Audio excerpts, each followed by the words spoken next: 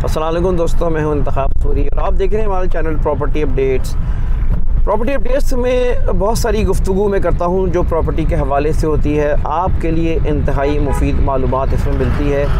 आज दरअसल जो सूरत इस वक्त चल रही है शहर में, आपको पता है कि सुप्रीम कोर्ट के ऑर्डर के मुताबिक कराची में कई इमारतों के बारे में कहा गया है कि इनको गिराया जाएगा और नासला टावर का सिलसिला शुरू तो हो चुका है। इस सिलसिले में आबाद काफ़ी एक्टिव है। आबाद के चेयरमैन मोहसिन शेखानी साहब भी काफ़ी एक्टिव है। उन्होंने प्रेस कॉन्फ्रेंसेस भी की हैं और भी अच्छी बात है।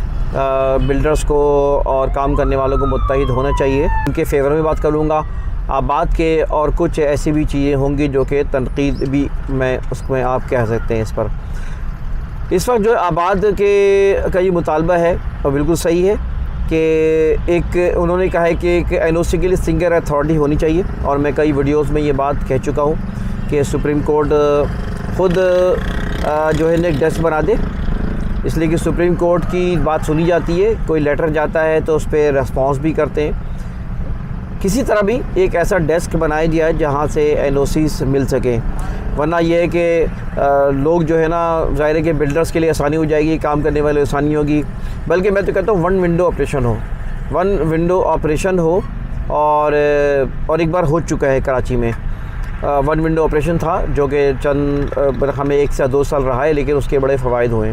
मगर ये है कि यहाँ पे ज़ाहिर है कि वन विंडो ऑपरेशन होने में और इस तरह की चीज़ों में आपको पता है कि रिश्वतखोर, उनकी रिश्वत मारी जाती है, उनके धंधा जो है बंद हो जाता है।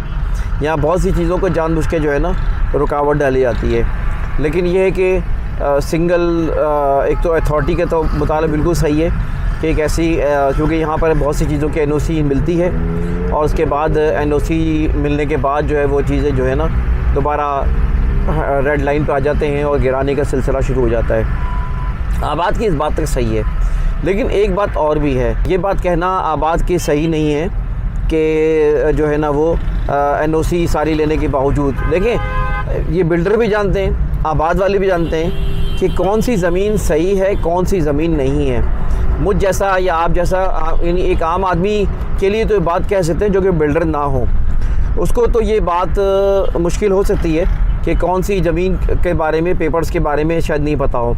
लेकिन बिल्डर्स को और जो है हमारे ख़ास तौर पे जो आबाद के जो मेंबर्स हैं पुराने, उन सब को पता होता है। बिल्डर्स को ये बात पता होती है कि कौन सी ज़मीन जो ले रहे हैं, जिस पर बना रहे हैं, वो बाई बर्थ कमर्शियल है कि नहीं है, उस पर ग्राउंड प्लस फ़ला कितनी अप्रूवल्स होती हैं, कितनी नहीं होती हैं, ये बिल्डर्स को पता होता है। इसी तरह बिल्डर्स को जो है ना ये भी पता होता है कि ज़मीन का कितना हिस्सा जो है जायज़ है और कितना हिस्सा नाजायज़ है।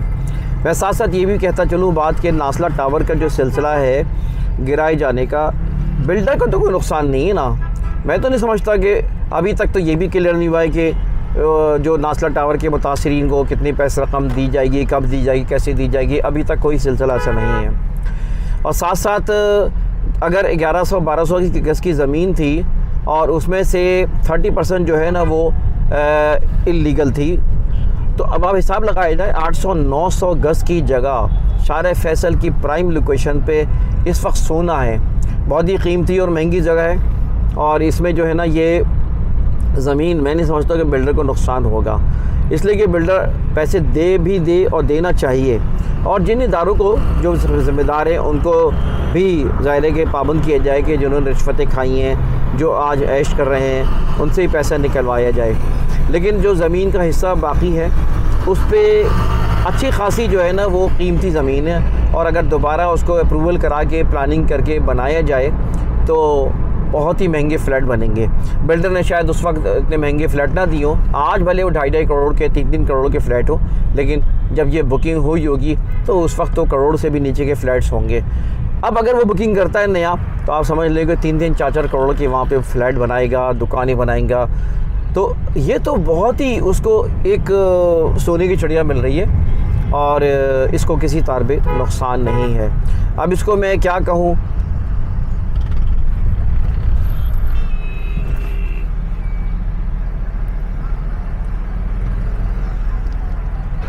मतलब यहाँ पाकिस्तान में बहुत सी चीज़ें ऐसी होती हैं मिली भगत से, और जिसके बारे में हमें पता भी नहीं होता कि क्या धंधा चल रहा है क्या नहीं चल रहा।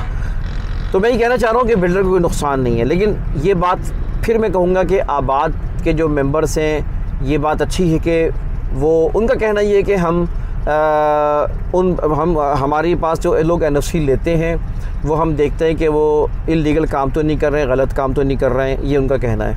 लेकिन मैं नहीं मानता, इनमें से बहुत से बिल्डर्स हैं जो कि वायलेशन कर रहे होते हैं, चीज़ें कर रहे होते हैं। लिहाजा इस चीज़ को मोहसिन शेखानी को या एसोसिएशन को इंश्योर करना चाहिए कि वो इस तरह की इल्लीगल जो एक्टिविटीज़ में इन्वॉल्व हैं उनकी जो है उनकी लिमिट्स बांधे जाएँ, उनको वार्निंग दी जाए, उनको वार्निंग देने के बाद एक टाइम दिया जाए और फिर उसके बाद जो है उनकी रजिस्ट्रेशन, उनकी मेंबरशिप को कैंसिल किया जाए, इसलिए कि इससे काफ़ी आम लोगों का जो है ना वो न सिर्फ रोज़गार वाबस्ता है बल्कि ये कि उनका मुस्तक़बिल इससे वाबस्ता होता है। लिहाजा आबाद इस चाज़ में सख्ती रखे। और फिर आबाद को से मैं ये भी मशवरा दूँगा कि गुजारिश करूँगा कि ऐसे बहुत से आम लोग हैं जो कि आज रुल रहे हैं, आज उनकी प्रॉपर्टी उनके हाथ में नहीं आई है, आज उनके साथ फ्रॉड हो जाता है, कोई उनको देखने वाला नहीं होता, कोई इदारा उनको सपोर्ट करने वाला नहीं होता, गवर्नमेंट तो बहुत दूर की बात है, कोई और भी इदारे इस तरह के काम नहीं कर रहे होते। तो आबाद एक ऐसा इदारा है, मजबूत इदारा है, अल्लाह ताला उसको मजबूत करे, लोगों के लिए फ़ायदे पहुँचे। आबाद को चाहिए कि वो इस तरह का एक अपना पैनल क़ायम करे, उसमें एक बोर्ड क़ायम करे जो आम लोगों के जो है मतलब कंप्लेंट्स को ले सके। और मैंने सुना है कंप्लेंट्स लेते भी हैं, लेकिन अमल मैं नहीं समझता कि उस तरह होता है। लिहाजा इन कंप्लेंट्स को आबाद जो है वो ले सुने और लोगों के मसाइल हल करे तो लोग दुआएं देंगे, क्योंकि बिल्डर्स एक माफिया भी कहलाती है, बिल्डर्स बदनाम भी हैं और बदनाम होने की सही बहुत सी वजूहत हैं। सारे बिल्डर मैं कहता हूँ बुरे नहीं हैं, ख़राब नहीं हैं, अच्छे बिल्डर्स काम कर रहे हैं, खौफ खुदा रखने वाले काम कर रहे हैं, अच्छे बिल्डर्स काम कर रहे हैं। लेकिन फिर भी अच्छा, साथ साथ चलें, ये तो बात होगी बिल्डर्स के हवाले से। मैं एक और बात कहूँगा, आबाद से मेरी एक और रिक्वेस्ट है कि वो सारे के वो एक एक्सपर्ट्स होते हैं डॉक्यूमेंटेशन में। हमारे यहाँ एक मसला पब्लिक के लिए, आम लोगों के लिए, काम करने वालों के, इवन कि बहुत से एजेंट्स परेशान होते हैं, उनको अपने डॉक्यूमेंटेशन या डॉक्यूमेंट्स को चेक कराने का कोई सिलसिला नहीं होता। तो आम आदमी के लिए कोई एक विंडो वो भी कायम करें जिसमें वो डॉक्यूमेंट्स को चेक करवाएं। तो इस तरह ये है कि पब्लिक का भला होगा और एक ये भी अगर ये खिदमत अंजाम देता बात तो हम सब उसके दुआ गो होंगे। खैर, अल्लाह ताला मदद फरमाए, आम लोगों के मसाइल हल करे, पाकिस्तान जो है फले फूले और यहाँ के कंस्ट्रक्शंस ख़ास तौर पे इससे काफ़ी लोगों का रोज़गार वाबस्ता है, इस इंडस्ट्री से लोगों का रोज़गार वाबस्ता है। और पाकिस्तान में कोई आज जानते हैं कि पाकिस्तान की इस वक्त सूरत हाल ये है कि रोज़गार के बड़े मसाइल हैं। यहाँ की इंडस्ट्रीज़ जो है काफ़ी, क्योंकि यहाँ की पॉलिसीज़ बिल्कुल कोई उसमें स्मूथ नहीं है, पॉलिसी अप एंड डाउन्स बहुत हैं, पानी, बिजली, गैस, दीगर हर तरह की सहूलियात, टैक्सेस वा के मामला, हर चीज़ जो है ना वो फ्लक्चुएशन का शिकार है, जिससे कई नुकसानात हैं। तो अल्लाह ताला इस इंडस्ट्री को कायम रखे। मेरी इस गुजारिशात थी, अल्लाह करे गुजारिशात बिल्डर्स तक या आबाद तक पहुँचे और इंतखाब सूरी को इजाज़त दें। आपसे गुजारिश है कि आप हमारी वीडियो को जो है लाइक करें, बेल आइकन का बटन दबाएं, सब्सक्राइब अगर नहीं किया तो सब्सक्राइब करें। इजाज़त दीजिए, अल्लाह हाफ़िज़।